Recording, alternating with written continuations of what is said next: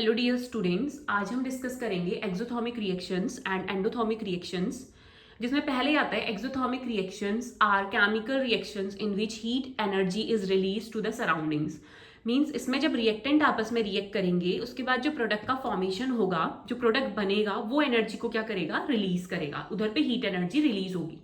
Means reactant में कुछ भी नहीं होगा, रिएक्टेंट आपस में कंबाइन होंगे, रिएक्शन को आगे को प्रोसीड करवाएंगे और जो प्रोडक्ट बनेगा उसके साथ हमें हीट देखने को मिलेगी। जैसे फिफ्थ एग्जाम्पल है, methane plus oxygen gives us CO2 plus H2O plus heat. Means कहाँ पे बन रहा है, हीट बन रहा है प्रोडक्ट पे। तो हमेशा जहां पे भी हीट प्रोडक्ट पे बनेगा वो सारी रिएक्शंस हमारी एक्सोथर्मिक के अंडर काउंट होंगी।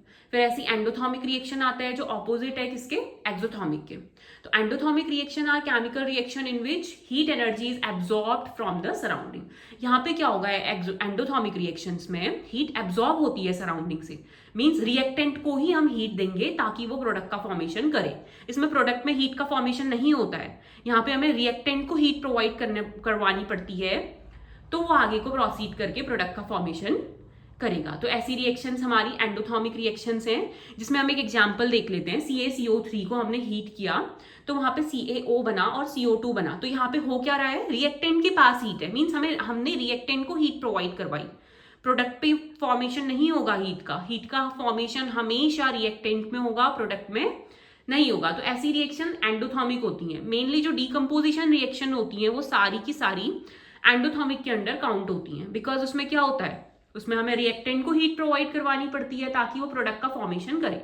तो यहाँ पे भी वही हो रहा है, CaCO3 थर्मल डीकम्पोजिशन का एग्जाम्पल है। तो सेकेंड पॉइंट देखते हैं, heat is given out to the surrounding. Exothermic में जो होगा वो हीट किसको मिलेगी, सराउंडिंग को मिलेगी, सराउंडिंग में हीट रिलीज होगी। और एंडोथर्मिक में हीट एब्जॉर्ब होगी सराउंडिंग से। तो heat is taken in from the surrounding, वो एंडोथर्मिक का एग्जाम्पल है। फिर थर्ड पॉइंट देखेंगे हम, टेम्परेचर ऑफ सराउंडिंग्स इंक्रीजेस।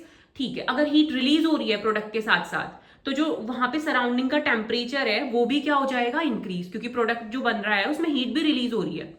लेकिन एंडोथर्मिक में क्या होता है, हीट अगर एब्जॉर्ब हुई है, क्योंकि रिएक्टेंट को क्या करना पड़ता है, हीट को एब्जॉर्ब करना पड़ता है सराउंडिंग से, उसके बाद ही प्रोडक्ट का फॉर्मेशन होगा। अगर हीट एब्जॉर्ब हुई है सराउंडिंग से तो वहां का जो आसपास का जो टेम्परेचर है वो खुद ही क्या हो जाएगा, डिक्रीज हो जाएगा। सो यहाँ पे लिखा हुआ है temperature of the surrounding decreases. फिर एग्जाम्पल देखते हैं हम एक्सोथर्मिक का।